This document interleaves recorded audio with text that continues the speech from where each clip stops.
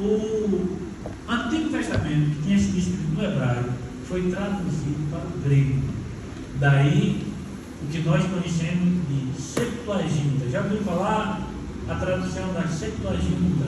A Septuaginta foi a tradução do Antigo Testamento do hebraico para o grego. O hebraico estava se perdendo. E aí alguém teve a iniciativa, que foi o próprio Alexandre o Grande, que ele criou uma grande biblioteca em Alexandria. E quando ele pensou que já tinha todos os exemplares do mundo, todos os escritos, que na época não era um livro como nós conhecemos hoje, de papel, não tinha nem papel ainda. Os livros eram escritos em cerâmica, era escrito em pergaminho, era escrito no próprio papiro, então era bem diferente. Mas quando ele achou que tinha todos os escritos na época, alguém disse: olha, está faltando aqui. Os judeus têm as escrituras sagradas, que eles têm como sagrado, e não está na tua biblioteca. E ele manda chamar judeus que eram versados nas escrituras, homens profundamente conhecedores, e foram 70, daí o nome Septuaginta. Isso vem de 70 homens que foram levados para Alexandria, e esses 70 homens traduziram a Bíblia do hebraico para o grego. E aí a Bíblia vai ganhar uma nova versão, uma nova língua, que isso vai ajudar a conservar o que nós temos hoje, as Sagradas Escrituras. Então tudo isso é uma preparação. Então Deus, ele age através da história. Quando você tinha lá um Alexandre o Grande, o conquistador, ele estava fazendo aquilo para satisfazer o seu ego, o ego da sua dinastia, da sua família, mas ele estava também fazendo algo que era necessário e que estava na direção de Deus. Mais tarde, esse império grego vai perder o poder e os romanos vão estar em ascensão. Sabe o que os romanos vão fazer? Eles vão agora ter um novo direcionamento. É também um império muito poderoso, é um império que vem depois da Grécia, depois do Império Grego. Então eles vão agora fazer, sabe o quê? Eles vão construir estradas. Essa foi uma das características dos romanos. Ou seja, eles vão cuidar de infraestrutura. Então eles construíram estrada para todos os lugares. E as estradas romanas eram estradas retas e eram muito bem sinalizadas. E ao mesmo tempo eram estradas que serviam de correio. Como era o correio da época? Alguém levava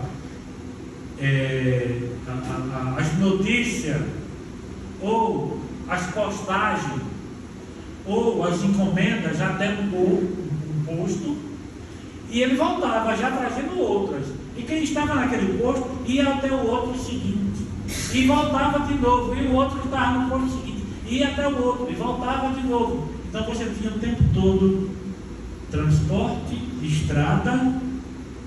Vários transportes da época era a cavalo, né? A carruagem, a cavalo. Mas você tinha transporte, você tinha um correio, ou seja, você tinha uma comunicação e você tinha viabilidade. Então os romanos vão criar isso. Sabe o que isso vai resultar? Na época da igreja, que nós estamos falando sobre ela, no primeiro período da igreja primitiva, eles vão se valer dessas estradas para acessar os mais longínquos lugares. É claro que os romanos também vão cuidar de embarcações, vão aprimorar, e isso também os cristãos vão se utilizar de embarcações. É o caso de Paulo.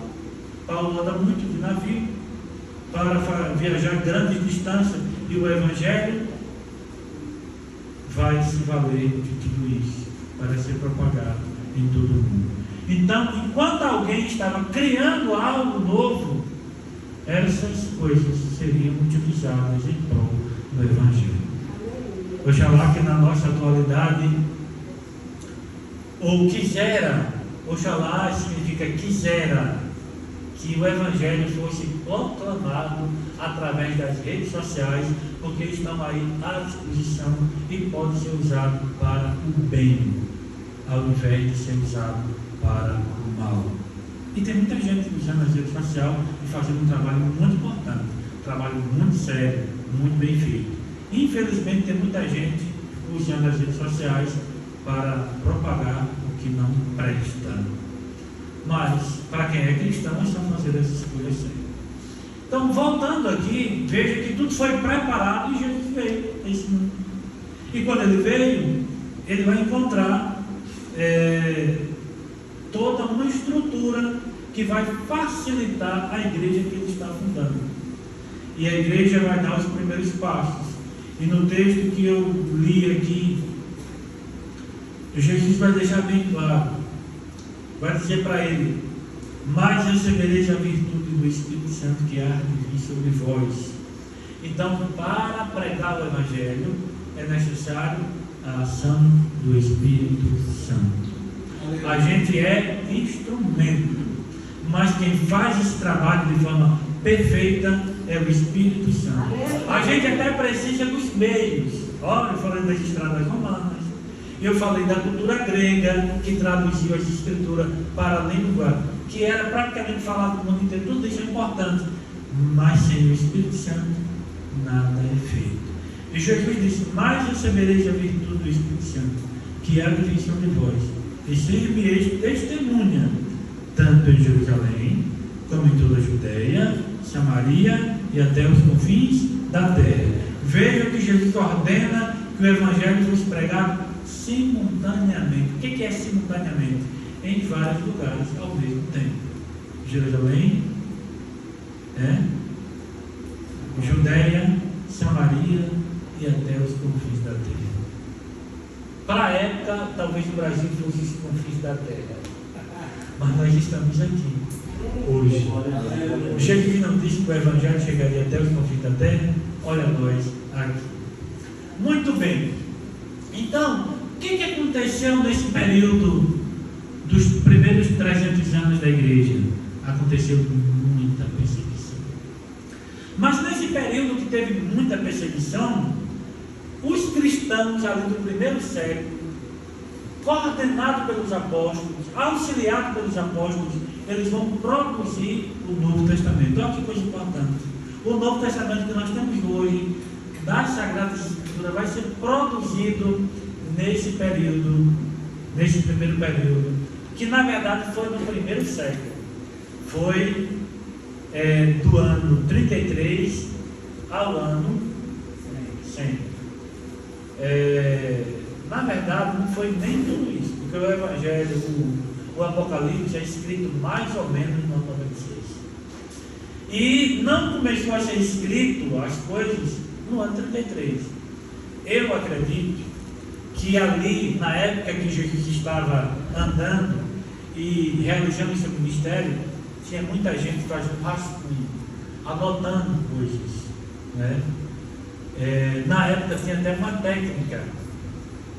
técnica de que alguém não precisava escrever tudo, mas tinha uma técnica de escrever que é muito parecida com uma técnica de taquigrafia. Já ouviu falar isso?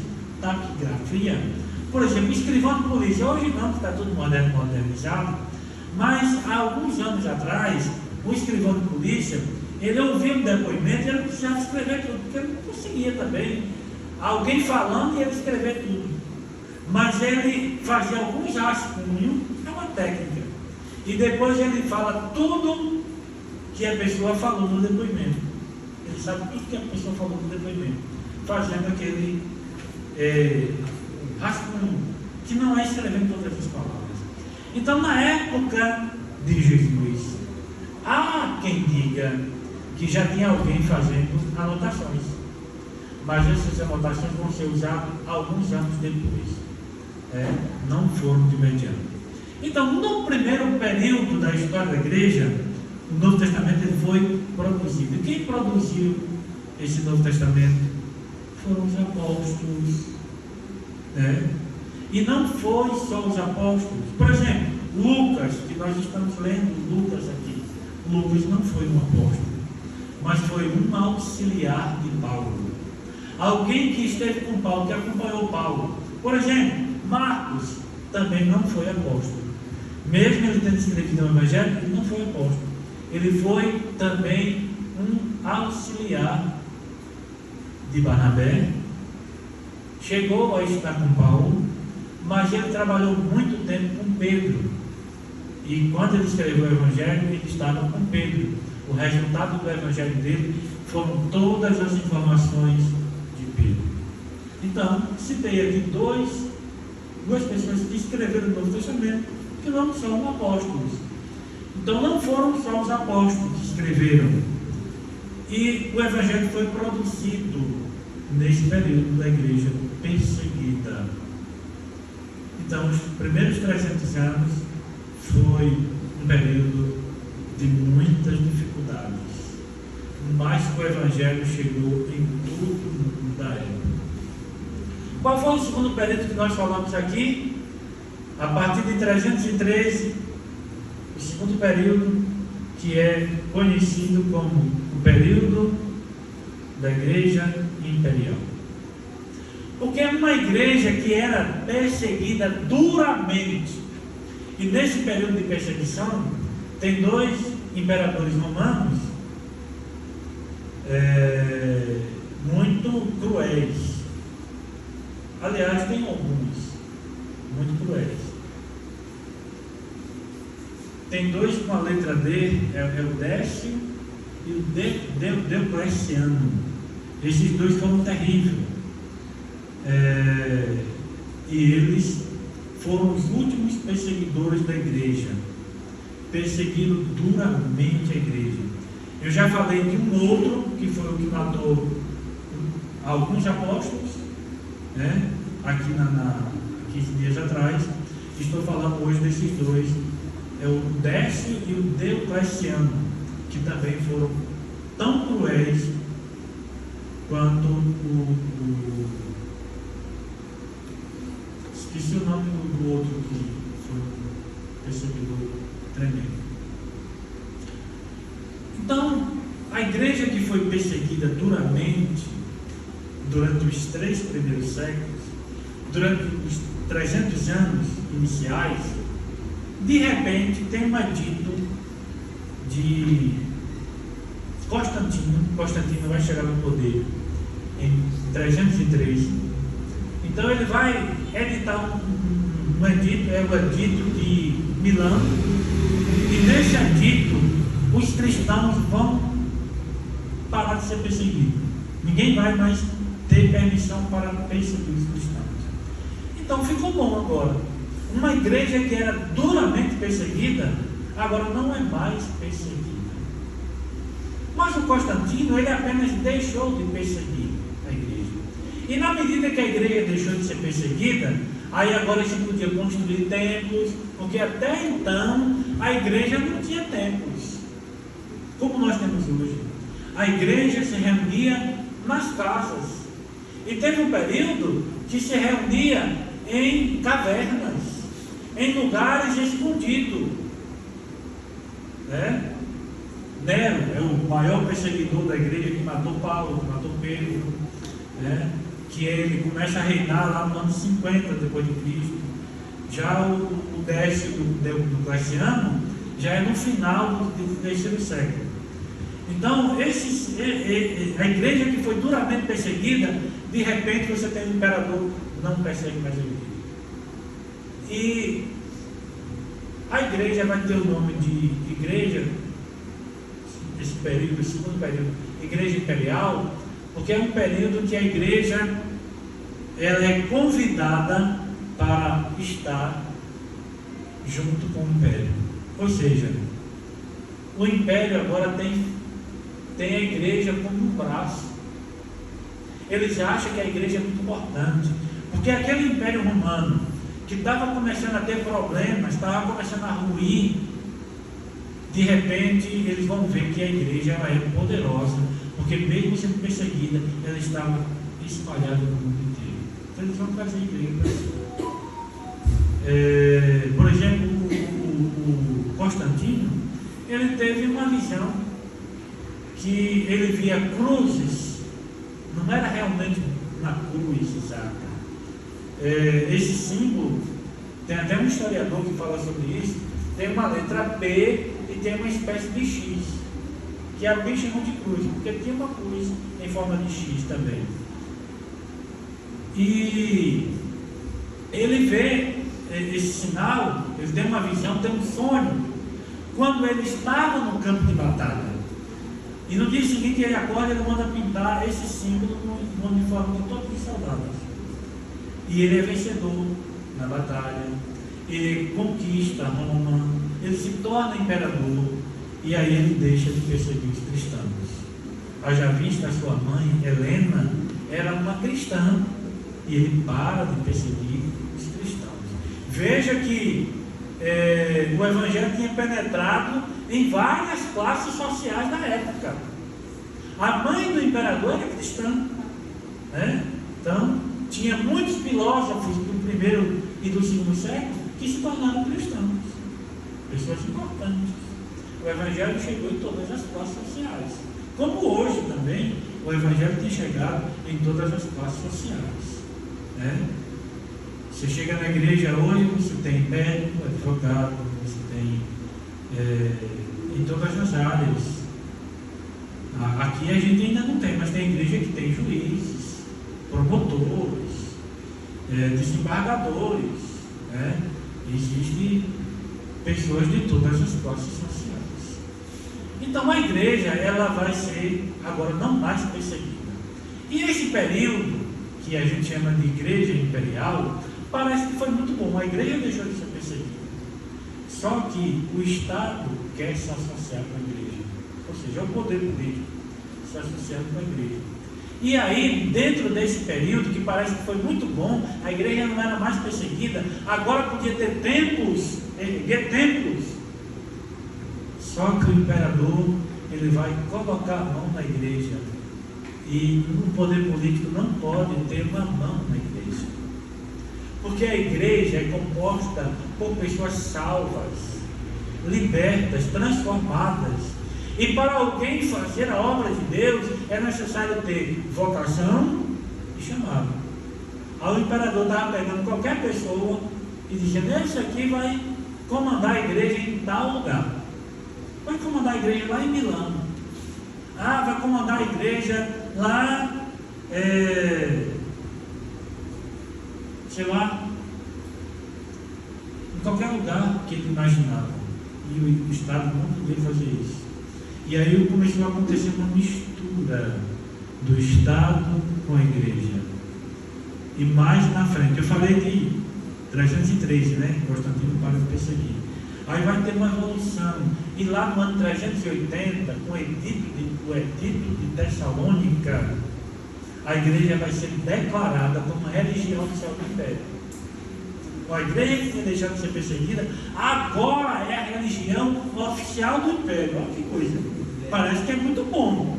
Só que o lado ruim está aí. No Império, achar que pode mandar na igreja. Que pessoas que exercem funções políticas podem exercer função dentro da igreja.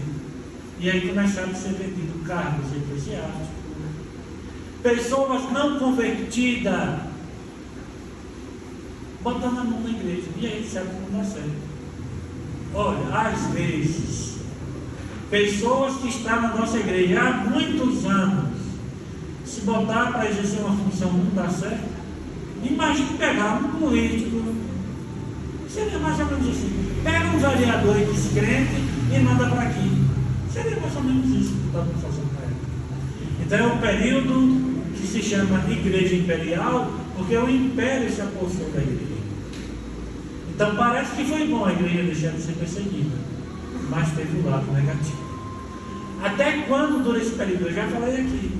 Dura até a queda do Império Romano. Quando é a queda do Império Romano? 476. E aí é o segundo período da igreja, que termina aí com a queda do Império Romano. Com a queda do Império Romano, começa um período que eu já falei aqui também, que é denominado de Idade Média. A Idade Média, que alguém chama de Idade das Trevas, é um período de mais ou menos 1000 anos. Não fecha 1000 anos, é menos um pouquinho. Então, é marcado, quando você ouvir falar na Idade Média, se fala muito isso, se fala na mídia, se fala nas escolas. Então, quando você ouvir falar Idade Média é marcada pela queda do Império Romano no Ocidente, ou seja, em Roma. E quando é que a Idade Média termina? Com a queda do Império Romano do Oriente. Porque o Império Romano, ele cresceu bastante e ele dividiu-se em duas sedes, em dois locais que ele exercia esse poder. Uma sede do poder romano estava em Roma, que é o ocidental, e a outra sede do Império Romano estava em Constantinopla, que é a sede oriental. Então você tem uma sede no Oriente, outra no Ocidente. Então o que marca a Idade Média? Queda do Império Romano no Ocidente, em Roma, 476, e essa Idade Média vai durar até a queda da outra sede do Império Romano, em Constantinopla, que é 1453. Então isso é a Idade Média. A Idade Média se entende: queda de Roma até a queda de Constantinopla. O Império Romano em Roma era a sede política, lá em Constantinopla era a sede religiosa. Não houve a fusão da política com a religião? Pois é, a sede política estava em Roma, no Oriente, no Ocidente, e a sede religiosa estava em Constantinopla, no Oriente. Entenderam aí essa parte? Então é um período que vai durar quase 1000 anos. Então se entende a Idade Média como um período de duração de 1000 anos. Queda de Roma, 476. Queda do Império de Constantinopla, 1453. Quase 1000 anos. Certo? E nesse período da Idade Média, como foi o mundo? Foi totalmente diferente. Porque imagine, o Império Romano caiu. Quem vai dominar o mundo agora? No primeiro momento, são os bárbaros. Os bárbaros que tomaram o poder de Roma. E quem eram esses bárbaros? Eu vou citar aqui, por exemplo,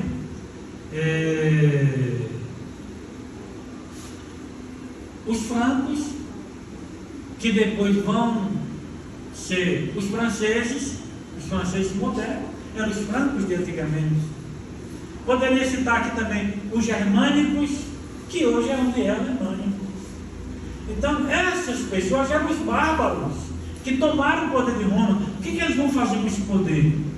Eles não sabem lidar com o poder imperial. E eles vão tentar empurrar esse poder parecido com o de Roma, que era um poder que mandava no mundo inteiro, até o século IX. No século IX, eles não conseguem mais tocar esse poder. E aí o mundo vai tomar um rumo diferente. É bom a gente falar sobre isso aqui, porque foi períodos que a igreja viveu. E foi períodos difíceis. Imagine como foi o mundo na época da Idade Média. Por exemplo, eu falei aqui já e vou falar de novo, vou repetir para fixar. Teve uma coisa chamada feudalismo durante a Idade Média. O que foi feudalismo? O feudalismo foi um novo sistema de governo que se fragmentou. E você não tinha mais um governo forte em lugar nenhum. Você tinha pequenos grupos.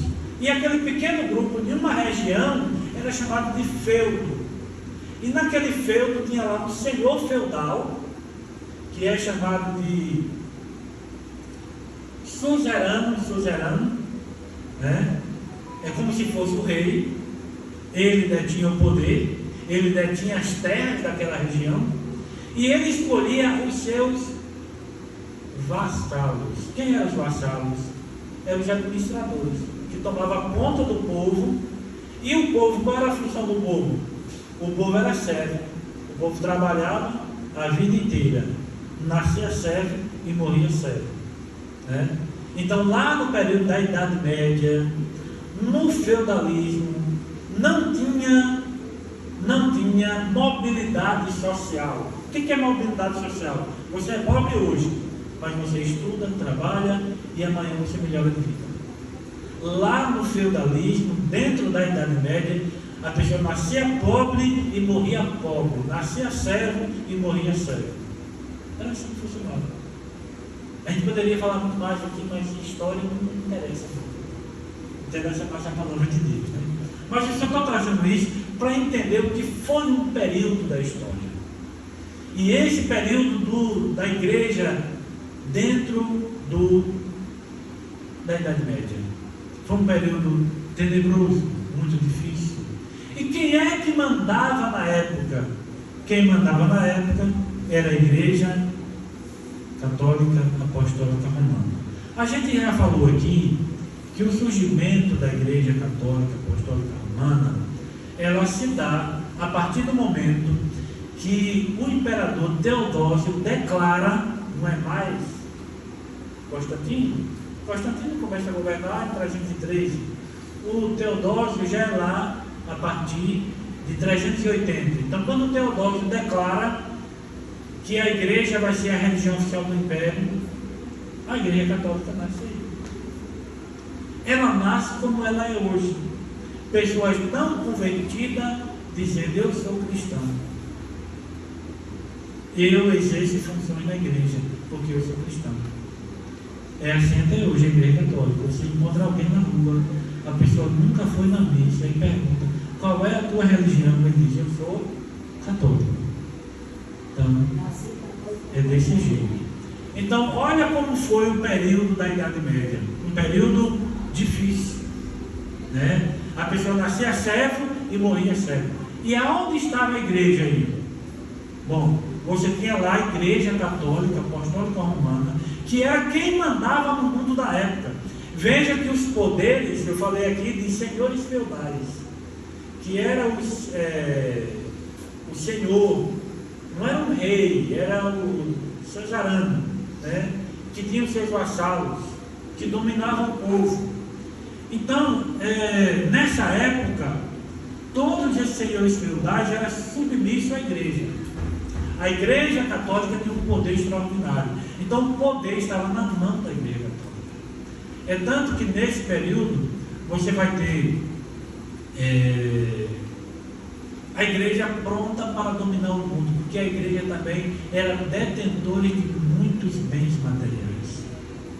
A Igreja Católica chegou a ter 1/3 das terras da Europa, ou seja, 30% de todo o território do continente europeu era da Igreja Católica.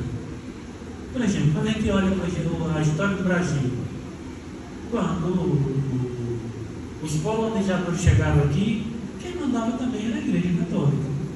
A Igreja Católica veio para cá para administrar e para exercer funções importantes. É só lembrar que antigamente quem fazia registro era a Igreja Católica, quem administrava o cemitério era a Igreja Católica, quem tinha poder sobre a educação era a Igreja Católica, quem comandava a educação. Inclusive, teve um padre aqui em Coité, que é o padre Marculino Madureira, que ele tem um histórico sobre a educação no município de Coité.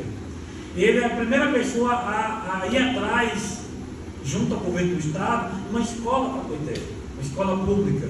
Então, tem um lado positivo de ter trabalhado para trazer a educação, mas isso mostra que a Igreja Católica detinha o poder de exercer funções importantes no Estado. Ou seja, havia um casamento da Igreja com o Estado. Lembra do casamento que eu falei da Igreja com o Estado lá, quando Roma se apodera da Igreja, que disse que a Igreja era a religião oficial do Império? Então, isso vai acontecer na colonização do Brasil também. Mas voltando lá para a Idade Média, dentro dessa Idade Média, aconteceram muitas coisas, tipo as cruzadas. Já ouviu falar nas cruzadas? Foi dentro da Idade Média. E aonde estava a igreja de Cristo? Aonde estava a verdadeira igreja? A igreja, ela não deixou de existir. E eu até já falei aqui sobre um período, dentro da Idade Média, de um cidadão chamado Pedro Valdo. Você já ouviu falar dos valdenses? É um grupo cristão que viveu dentro da Idade Média e que eles não se submeteram à Igreja Católica e viveram o verdadeiro Evangelho, de acordo com a palavra de Deus. O Pedro Valdo, que era muito rico, ele gastou toda a sua fortuna mandando fazer cópias da Bíblia. E as cópias eram manuscritas, porque não tinha ainda a imprensa.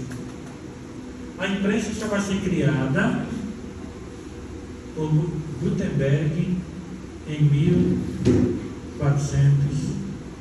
Então, não tem muito tempo que a imprensa foi criada. Então, era manuscrito. E ele gastou a fortuna dele para distribuir as escrituras na mão do povo.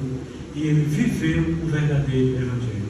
Estou citando aqui o grupo de Pedro Valdo, ou seja, os valdenses. Mas houve muitos grupos dentro da Idade Média que viveram o verdadeiro Evangelho. Agora imagine a igreja final da Idade Média, 1453. Quando chega nesse período, você tem um poder na mão de um grupo religioso que manda e desmanda, e que manda prender e matar quem não se submetesse às normas da Igreja Católica.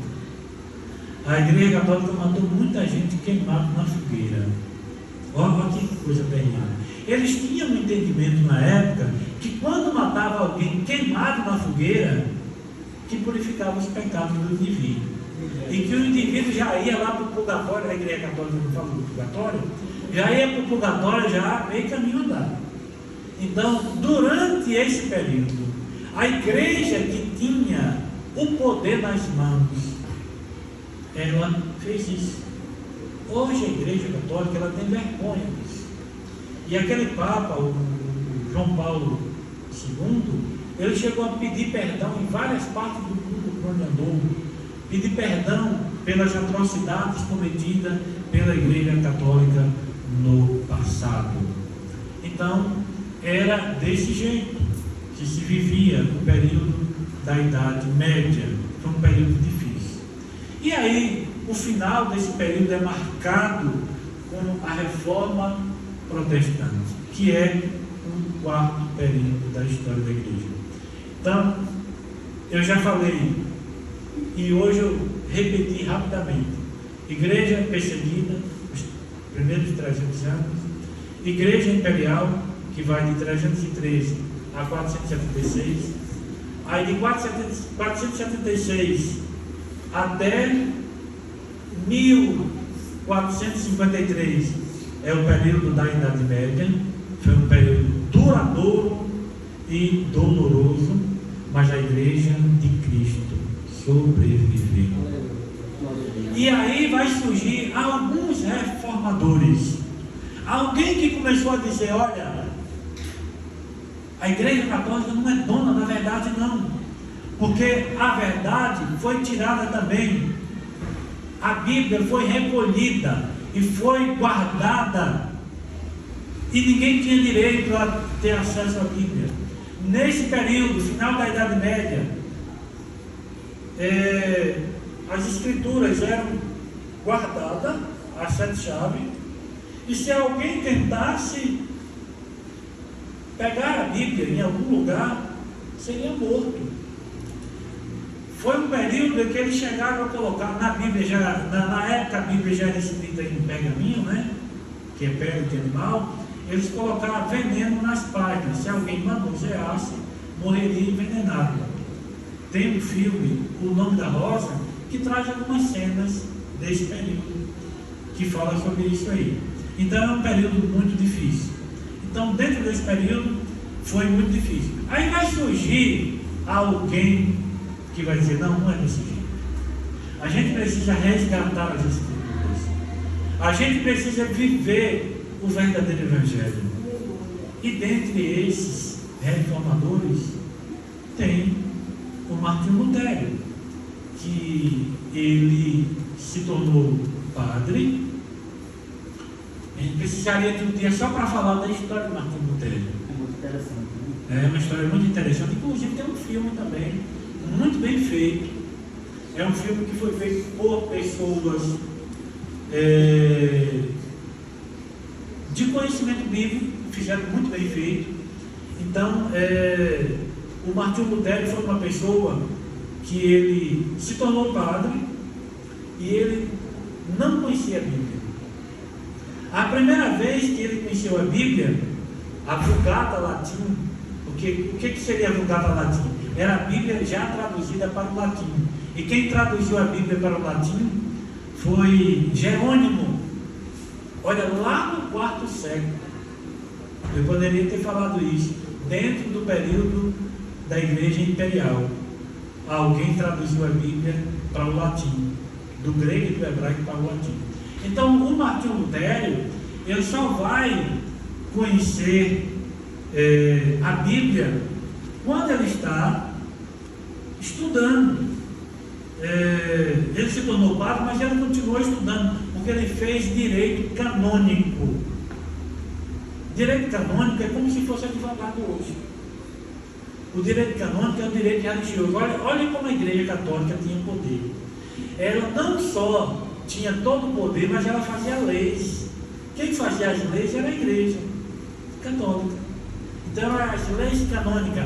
E Lutero, ele estudou direito canônico.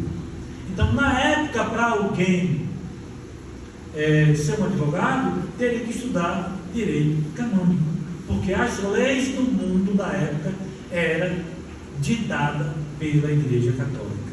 Então, esse é um período da história que passou e que, para nós chegarmos até aqui, teve todo esse percurso. Então, os primeiros reformadores, e aí eu cito aqui Martinho Lutero, ele vai se converter. E por que ele se converte? Porque depois que ele é padre, que ele é um professor de teologia e que várias pessoas de várias partes do mundo vão a ele para ter aulas, ele viaja para Roma e ele vai ver algumas coisas terríveis. Ele vai ver, por exemplo, a igreja vendendo indulgência. O que era indulgência? Indulgência era um documento, tipo um título, que era vendido e quem pagava aquele documento, aí estava salvo.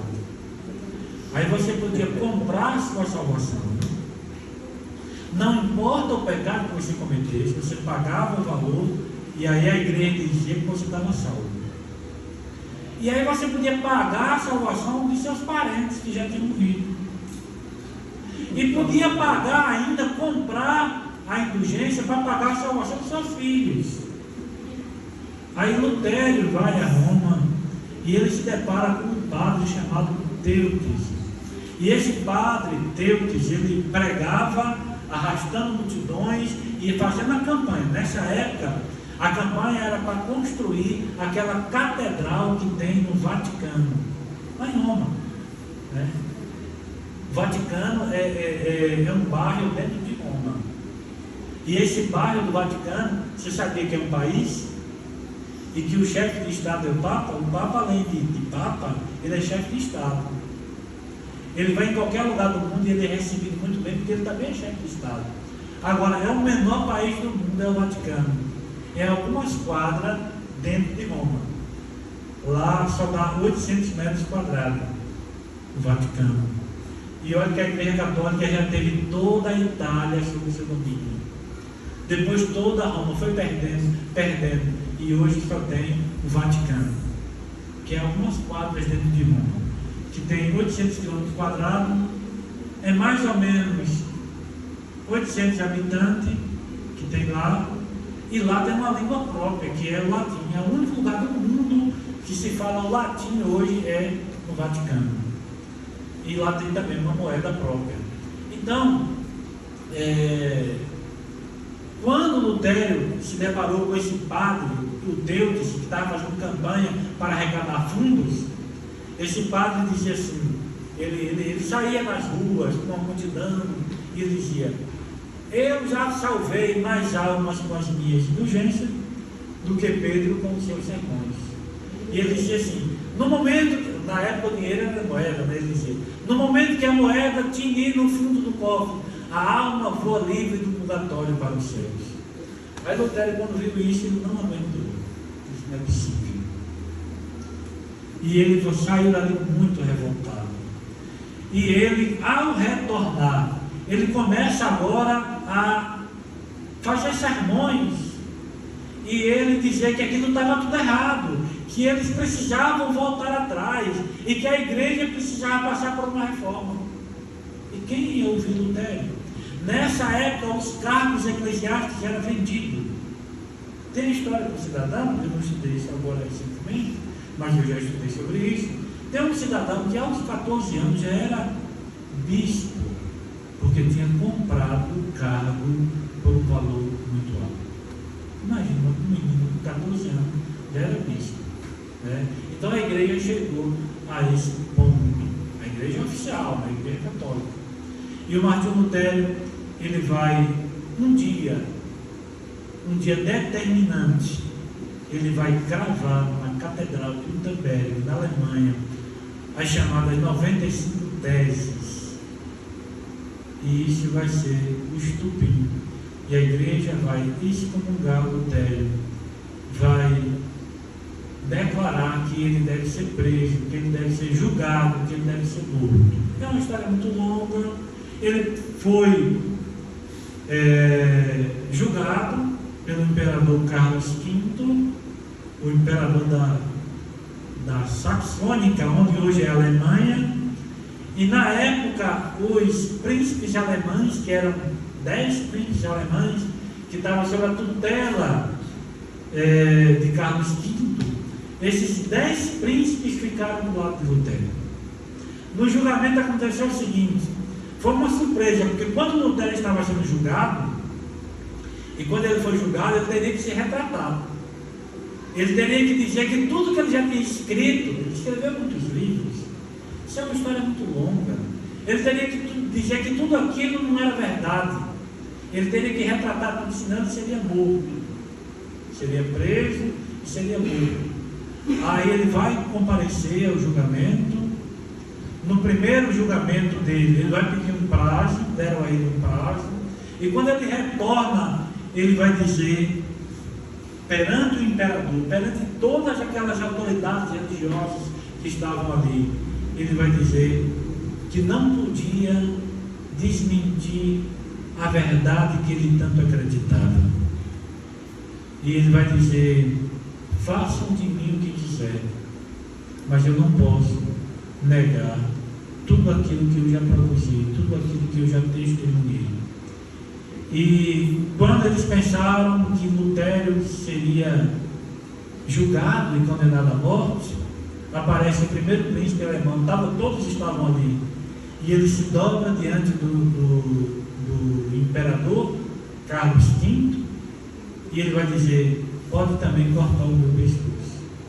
Aí veio o segundo, veio o terceiro, veio o quarto, veio o quinto, aí veio os 10, e o imperador disse, eu vou matar todos os meus príncipes, o meu reino depende deles, eu vou matar todos os meus príncipes? Não vou matar. E ele vai acabar cedendo. E aqueles príncipes alemães, eles estavam ficando do lado de Lutero, porque a igreja massacrava também o povo, massacrava os príncipes que governavam na região, porque o poder na época maior era da igreja. E aí Lutero vai ter uma vitória, pelo menos inicial, e ele vai prosseguir. Só que Lutero, ele precisou ser preso pelo seu próprio amigo, que foi um dos príncipes alemães, que prendeu Lutero, mandou prender Lutero de surpresa. porque senão ele seria morto. E Lutero ficou preso até traduzir a Bíblia. E é incrível, como ele era um gênio, um homem que conhecia o grego, o hebraico, conhecia o latim e conhecia, claro, a língua dele, o alemão. Ele vai traduzir a Bíblia em pouco tempo. Então Lutero, ele é o primeiro reformador que vai surgir. E aí você tem o quarto período da igreja, a igreja reformada. Aí vieram outros reformadores. Poderia citar aqui João Calvino, que o trabalho de João Calvino já é na Suíça. E poderia citar muitos outros reformadores. E aí o evangelho vai começar a ganhar força. Sabe? Nós não somos chamados de protestantes. Com certeza. Sabe quando é que surgiu isso? Lá no início. Quando a reforma estava avançando, a Igreja Católica ela chamou os cristãos reformados para um acordo. E disse, até onde vocês já foram, a gente permite. Mas aonde vocês não chegaram ainda, para aqui agora. Vamos fazer esse acordo? Aí os cristãos foram às praças públicas, protestaram. Daí o nome protestantes. Porque eles fizeram um protesto contra esse acordo. E o acordo não foi feito. Daí porque nós somos chamados de protestante. E o evangelho ele foi avançando. Ele foi quebrando barreiras. E esse período da igreja reformada ele se estende de 1517, 31 de outubro de 1517, para ser preciso. É a data da reforma protestante. Já tem mais de 500 anos. E ele vai até 1648, que é lá a história da Guerra dos 30 anos da França com a Inglaterra. Que não convém falar isso aqui, que é história, vocês não estão interessados nisso aqui. Mas a partir de 1648 começa o quinto período da igreja. Igreja reformada é o quarto período. A partir de 1648, final da Guerra dos 30 anos entre a França e a Inglaterra, aí é o período da igreja moderna. E nesse período da igreja moderna, o tempo já acabou, não vai dar para falar. É o período que a gente vai ver surgir igrejas tipo os anabatistas, que são os pais dos batistas modernos, os anabatistas,